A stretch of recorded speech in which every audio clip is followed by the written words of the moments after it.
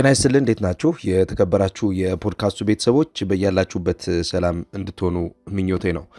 የእንግሊዝ ፕሪሚየር ሊግ ተመልሷል። ትናንትና ፕሪሚየር ሊጉ እጅግ በጣም ተጠባቂ የሚባሉ ትልቅ ጨዋታዎችን አስተናግዷል። ከነኚህ ተጠባቂ ጨዋታዎች መካከል ሊቨርፑል አስቶን ቪላን በማሸነፍ ማገገም ችሏል። ይሄ ለሊቨርፑል አሰልጣኝ አርነ ስሎት እና አጠቃላይ ለሊቨርፑል ስኳድ በጣም ትልቅ ውጤት ነው። ምክንያቱም ሊቨርፑል ሰሞኑን የነበረበትን ነገር ብዙዎቻችሁ የምታስታውሱ ይመስለኛል። በፕሪሚየር ሊጉ ታሪክ እንግዲህ ለሊቨርፑል በጣም አስከፊው የሚባለውን ጉዞ እያደረገ ነበር። ከአምስት ተከታታይ ድሎች በኋላ ሊቨርፑል በተከታታይ የሊጉ ጨዋታዎች ተሸንፎ ነበር። መሐመድ ሳላህና ማካሊስተር ያዘጋጀለትን ኳስ ደግሞ 58ኛው ደቂቃ ላይ ግራቨንበርች ያስቆጠረው ኳስ 2-0 እንዲያሸንፉ ረድቷቸዋል። በዚህ ጨዋታ ሁጎ ኢኪቲኬ ጎል አስቆጥሮ በቫር ሳይጸድቅ ቀርቷል። ሊቨርፑል ከሞላ ጎደል በእንቅስቃሴ በጣም ጥሩ የነበረበት ነው። ጌም ማኔጅመንታቸው ጥሩ ነበረ። የተጋጣሚ እንቅስቃሴን ለመብለጥ የሚያደርጉት ጥረት ህይወት ያለው ጥረት ነበረ። ወደፊት የሚሄዱበት ምክንያታዊ የሆነ ሽግግር ነበረ። የሚመለሱበትና ሜዳውን በጥራት ሞኒተር የሚያደርጉበት መንገድ የሊቨርፑል እንቅስቃሴ በአንድ ጨዋታ ምን ያክል ለውጥ እንዳመጣ የተመለከትንበት ነበር። ሁለተኛው የምሽቱ ተጠባቂ ጨዋታ የነበረው ቶትንሃም ሆትስፐርስ ከቼልሲ ጋር ያደረጉት ይሄ የለንደን ደርቢ ጨዋታ ነው። ዣኦ ፔድሮ ያስቆጠረው ኳስ የጨዋታው ልዩነት ነበር። ነገር ግን ከጨዋታው በኋላ የቶትንሃም ሆትስፐርስ ተጫዋቾች ከአሰልጣኝ ቶማስ ፍራንክ ጋር ከፍተኛ የሆነ ችግር ውስጥ እንዳሉ ተመልክተናል። ጨዋታው ልክ እንዳለቀ ከቶማስ ፍራንክ ጋር ጭቅጭቅ ውስጥ የገቡ ተጫዋቾችን እየተመለከትን ነበር። ያው ቶትንሃም ሆትስፐርስ በተጫዋቾች ጥራት የሚታማ ቡድን አይደለም ያለፉት አመታት። ነገር ግን ትልቁ ችግር የነበረው የቶትንሃም ሆትስፐርስ ያን የተጫዋቾችን ኳሊቲ ተሸክሞ የሚሄድ አሰልጣኝ ይፈልግ ነበርና ይህንን የክለቡ የበላይ አመራሮች በተወሰነ በፍጥነት ያደረጉት ውሳኔ የአሰልጣኝ ቶማስ ፍራንክ መምጣት ምናልባት ለውጥ ያመጣል የሚል እምነት ነበረ። ይሄም እምነት በደንብ በደጋፊው አእምሮ ውስጥ የሰራውን ቤት ተመልክተን ነበር። ነገር ግን ቶትንሃም ያለፉት ሁለት ጨዋታዎች ላይ ጥሩ አይደለም። አሁን በተለይ የትናንትናው የጄሪ ስፔንስ እና የሚኪ ቫንደቬን ከአሰልጣኙ ጋር የነበራቸው ኮሚኒኬሽን በጣም ጥሩ ያልሆነ እንዳውም እሳቸው ያሉት ምንድነው ማሲቭሊ ሃርት ነው ያሉት። ማሲቭሊ ሃርት ብለውታል። እንግዲህ በጣም በከባዱ ተጎድቻለሁ ነው ያሉት ትናንትናና የትናንትናው የሜዳ ላይ አፈጻጸም ብቻ ሳይሆን በተጫዋቾቻቸውም እንደተከዱ አይነት ስሜት ተሰምቷቸዋል። አሰልጣኙ 1-0 በሆነ ውጤት በቼልሲ ተሸንፈዋል። ብራይተን ሊድስን 3-0 አሸንፎታል። እንግዲህ ሊድስ በመጣበት እንዳይመለስ መጠንቀቅ ያለበት ቡድን ነው። በሊጉ ትናንት 3 ጎሎች ሲቆጠሩበት በእንቅስቃሴ ለመብለጥና ወደ ጨዋታው ለመምጣትም ጥረት እያደረገ ያለ ቡድን አልነበረም። ሊድስ ዩናይትድ ተደጋጋሚ የሆኑ ጫናዎችን ያስተናገደ ነው፣ ግን ለነዚህ ጫናዎች ምላሽ የሚሰጥ ቡድን አልነበረም። ሌላው ኖቲንጋም ፎረስት ከማንቸስተር ዩናይትድ ነው የተደረገው ጨዋታ 2-2 በሆነ ውጤት የጨዋታ ተጠናቋል። ማንቸስተር ዩናይትድ በጨዋታው ካሲሚሮ ያስቆጠረው ኳስ ለዚህ ኳስ መገኘት ብሩኖ ፈርናንዴዝ ምክንያት ነበር። 34ኛው ደቂቃ ላይ አስቆጥሮ 1-0 መምራት ችለው ነበር። ነገር ግን ከረፍት መልስ 5 ደቂቃ አልቆዩም ኖቲንጋም ፎረስቶች በ48ኛውና በ50ኛው ደቂቃ ላይ ሞርጋን ጊብስ ዋይትና እንዲሁም ኒኮሎ ሳቮና ያስቆጥሯቸው ሁለት ጎሎች 2-1 በሆነ ውጤት እስከ 81ኛው ደቂቃ ድረስ እንዲመሩ አድርጓቸው ነበር። 81ኛው ደቂቃ ላይ አህመድ ዲያሎ ያስቆጠረው ኳስ እንግዲህ 2-2 በሆነ ውጤት ጨዋታውን እንዲጠናቀቅ አድርጎታል።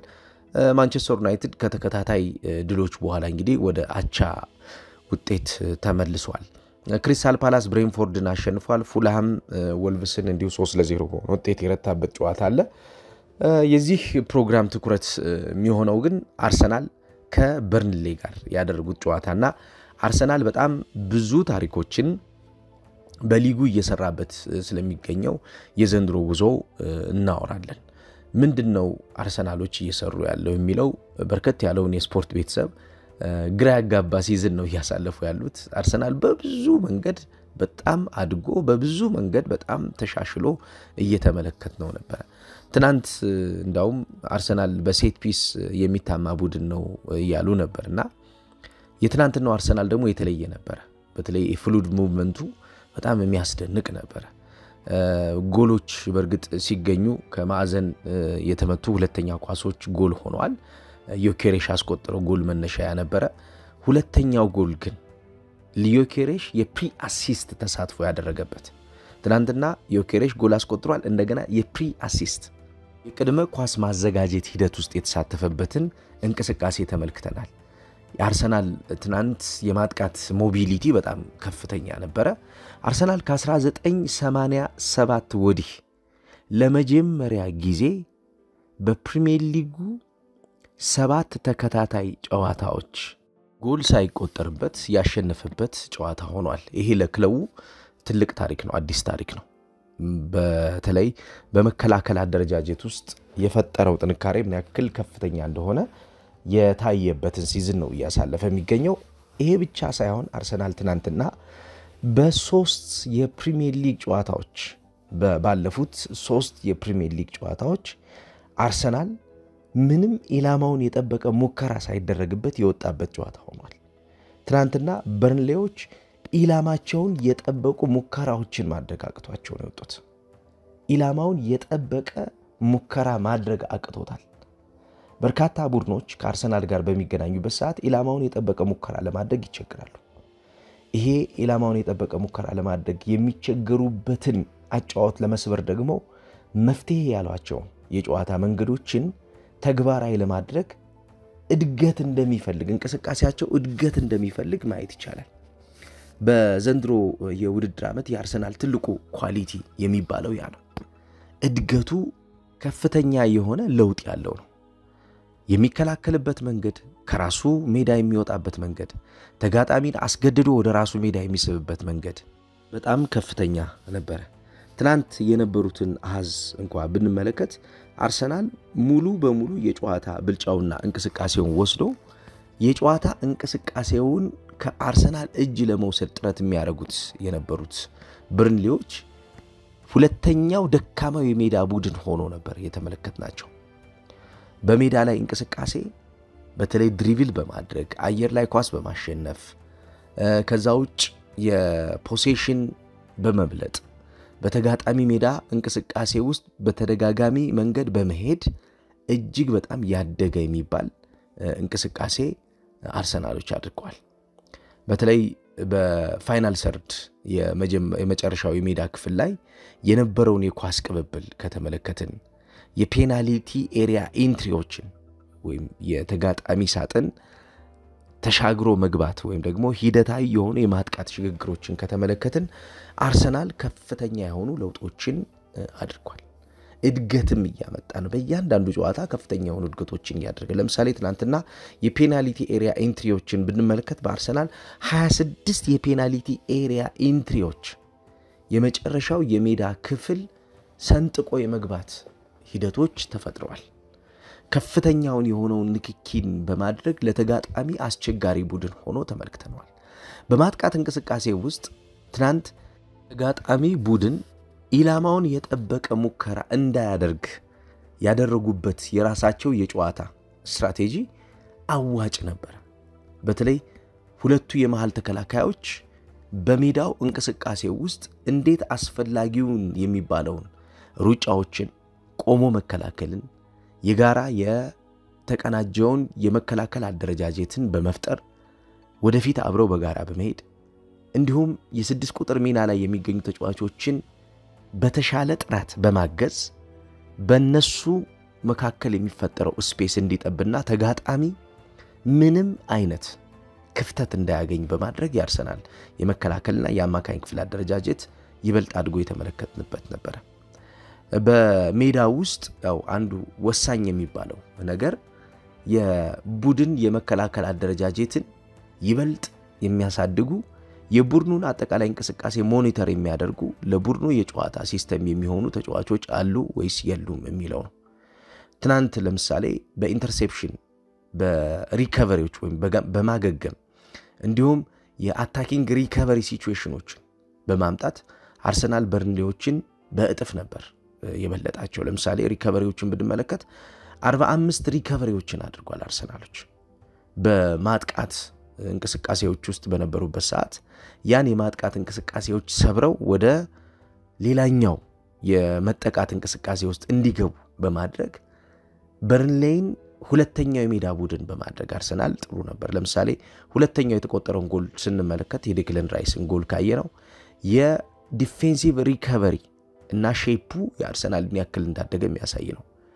ሊያጠቁ ሄዱ፣ ሪከቨሪው በጣም ያደገ ነበረ። ያንን ሪከቨሪ ተጠቅመው አርሰናሎች ወደ ተጋጣሚ ሜዳ በፍጥነት ሄዱበትና በርንሌይን የመከላከል አደረጃጀት የሰባበሩበት መንገድ የሚደንቅ ነው። ትናንት በነበረው ጨዋታ የቪክቶር ዮኬሬሽ እንቅስቃሴ እንዴት እንዳደገ አሰልጣኝ ሚኬል አርቴታን በቡድኑ አጠቃላይ እንቅስቃሴ በጣም ደስተኛ ከሆነባቸው መንገዶች ውስጥ የማጥቃት እንቅስቃሴ ላይ የነበሩ ተጫዋቾች ማጥቃቱን ብቻ ሳይሆን አጠቃላይ የቡድኑን ባላንስ በመስጠት እንዴት ከፍተኛ እንደነበረ አንስቷል።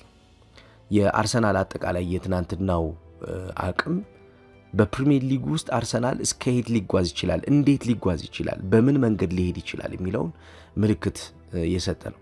ትናንትናው ጨዋታ አንዱ ትልቅ ፖይንት የነበረው የአማካኝ ክፍል ተጫዋቹ ዴክለን ራይስ ሚስተር ኤቭሪዌር የተባለበት ጨዋታ ነው። የትኛውም ቦታ ላይ ነበር። የዴክለን ራይስ የሜዳ ቁጥጥር፣ የዴክለን ራይስ ኢነርጂ፣ የዴክለን ራይስ እያንዳንዱን እንቅስቃሴ ሞኒተር ለማድረግ የሚሞክርበት ኢነርጂው ዕውቀቱ በጣም የሚደንቅ ነበርና ሚኬል አርቴታ ስለዚህ ጉዳይም ከጋዜጠኞች መጀመሪያ ላይ ጥያቄ ተጠይቆ ነበርና ስለ ተጫዋቹ ኤክሴፕሽናል የሆነ ባህሪ በሜዳ ላይ ያሳየ ስላለው እንቅስቃሴ ምን ያክል በሜዳ ላይ ያሳየ ያለው እንቅስቃሴ ደግሞ ለቡድኑ ጠቃሚ እንደሆነ ለማንሳት ሞክሯል። ዴክለን ራይስ ትናንት ሁሉም ነገር ላይ ይሳተፍ ነበር። በመከላከሉ ከፍተኛ የሆነ ጥረት ያደርግ ነበር። ሪከቨሪ ሩጫዎችን ያደርግ ነበር። እንዲሁም ታክሎችን ይፈጽም ነበር። ትናንትና ለምሳሌ ወደ 7 የሚጠጉ ዲሳይሲቭ የሆኑ ታክሎችን መፈጸም ችሏል። በሪከቨሪ ሩጫዎች ውስጥ ደግሞ በመሳተፍ እንደገና አርሰናል በማጥቃት እንቅስቃሴ ተጋጣሚን ጥቅም አልባ በማድረግ በሚኖረው ዕውቀት ነበር በጌም ውስጥና ይህን በተመለከተ ሚኬል አርቴታ ኤክሴፕሽናል ዴክለን ራይስ ብሎ አስተያየት ሰጥቶ ነበርና እስኪ ትንሽ ላሰማችሁ። And Declan Rice, he was everywhere today. It was a game of a real leader, it seemed. Absolutely. I think he stepped up, and when it needed the most, he won, I don't know how many balls, how many tackles, he carried the ball, he scored the goal, so... ኳስ ይሸከማል፣ ኳስ ያሸንፋል። እያንዳንዱ እንቅስቃሴ ውስጥ በጣም ወሳኙ ተጫዋች ነው። በእያንዳንዱ ሂደት ውስጥ በሚያስፈልገን ሁኔታ ውስጥ የሚገኝ ተጫዋች ነውና ኤክሴፕሽናል ተጫዋች ነው የሚል አስተያየት ሰጥቷልና ኤክሴፕሽናል ነበር ዴክለን ራይስ።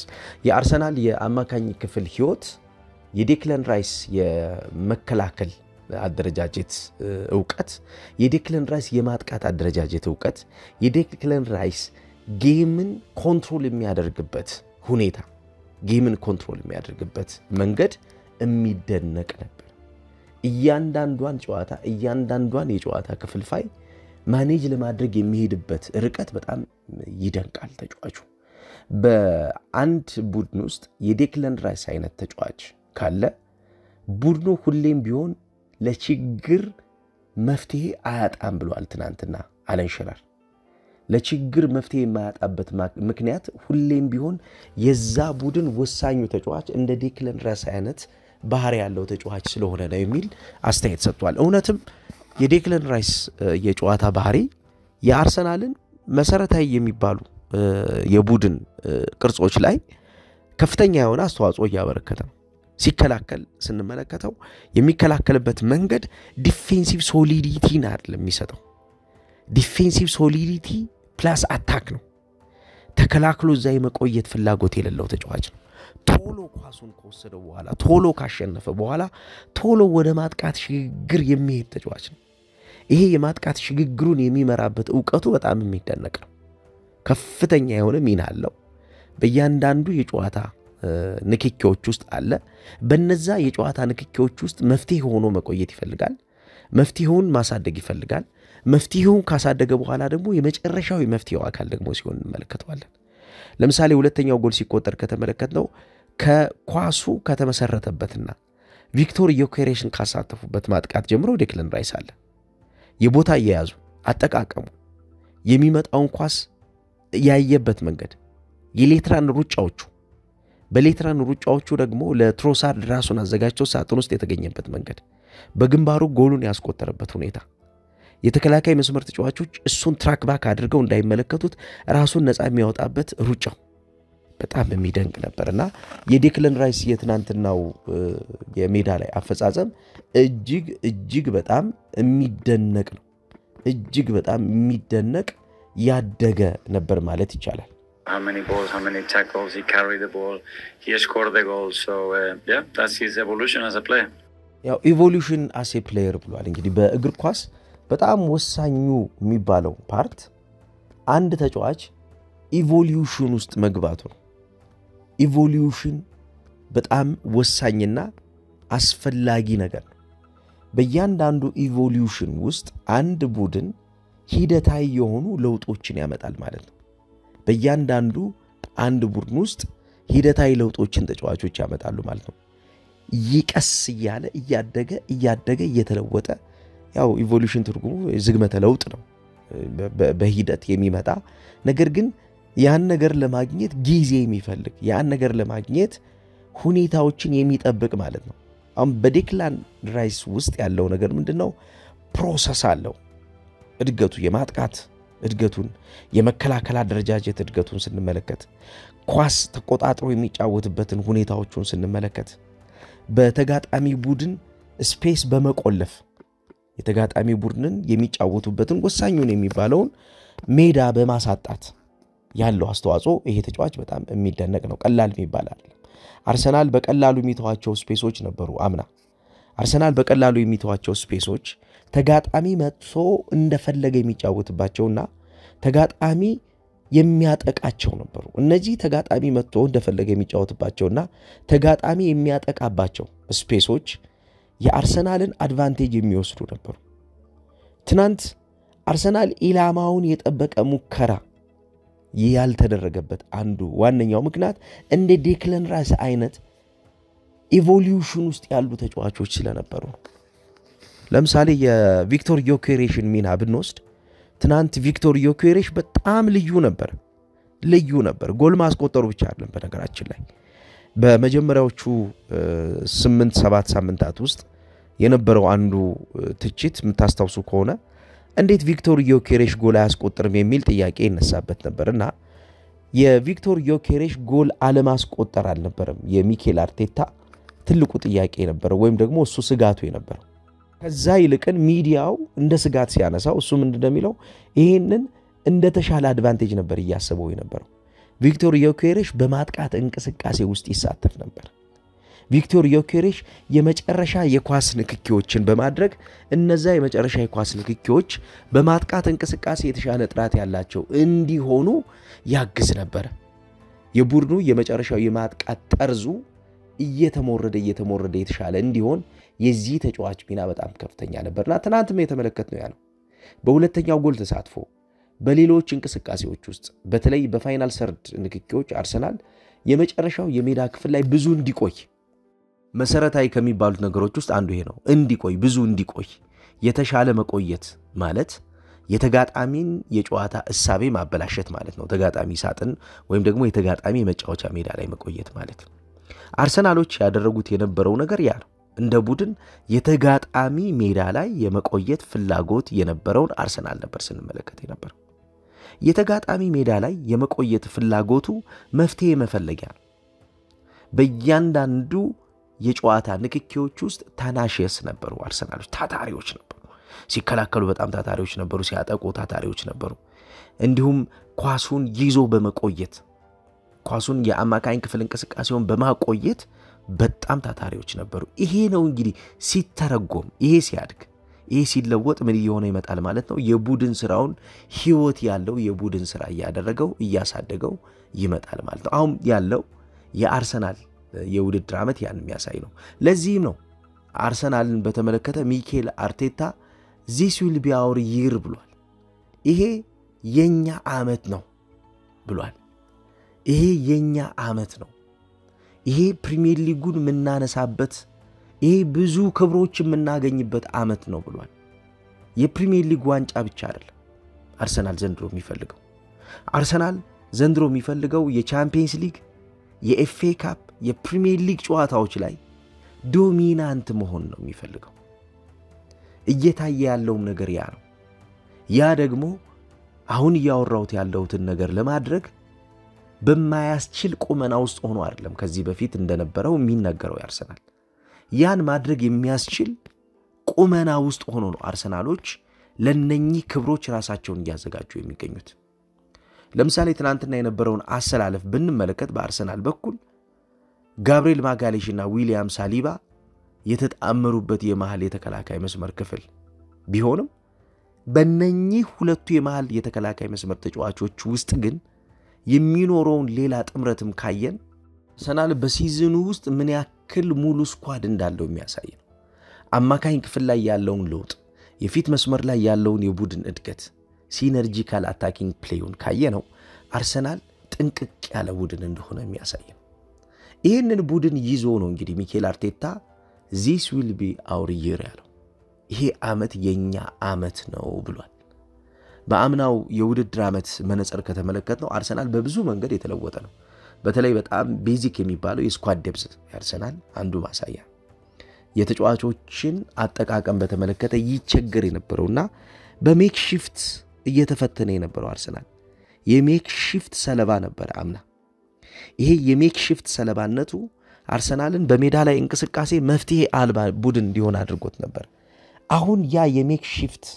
እንቅስቃሴ በአርሰናል ቦታ ያለው አይደለም በዚህ ሲዝን በርከት ያሉ ተጫዋቾች አቬሌብል ናቸው በማጥቃቱም በመከላከሉም የቡድኑን እንቅስቃሴ ጥራት ያለው በማድረግና የቡድኑን እንቅስቃሴ ህይወት እንዲኖረው በማድረግ የነኚህ ተጫዋቾች ሚና በጣም ላቅ ያለና ያደገ ነው ለዚህም የክረምት የተጫዋቾች የዝውውር መስኮት ፖሊሲያቸው አንዳንዴ ተጫዋቾች ስለተገዙ ብቻ አይደለም እዚህ ላይ ትልቁ ፖይንት የሚሆነው ተጫዋቾች የሚገዙበት እይታ ዕውቀት ተጫዋቾች ያሉበት ደረጃ በጣም ወሳኝ ተጫዋቾች የሚገዙበት ዕውቀት እይታ ያሉበት ደረጃ በቀጣይ የቡድን ግንባታ ውስጥ ያለው አስተዋጽኦ ላቅ ያለ ነው አርሰናል ያደረገ ያለው ያ ነው የአርሰናል ትልቁ ኳሊቲ ያ ነው የመጡበት የተገዙበት ምክንያት በሚገባ ያየነው እንገኛለና ምናልባት ከብዙ አመታት በኋላ